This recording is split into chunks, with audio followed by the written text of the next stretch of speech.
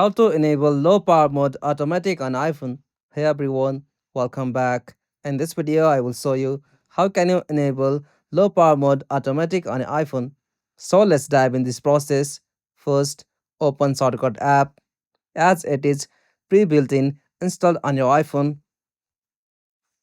After you open Shortcut app, at the bottom simply tap on automation. Now from here, tap on plus icon at the top right. From here, in the source field at the top, simply search for battery. After that, simply tap on battery level. From here, on the section when you can, as usual, increase or decrease the battery percentage. After you set it like for equals 20%, rises or falls below. At the last one, simply tap on run immediately. After that, tap on next at the top right. From here, simply at the top, again in the source field, search for low power.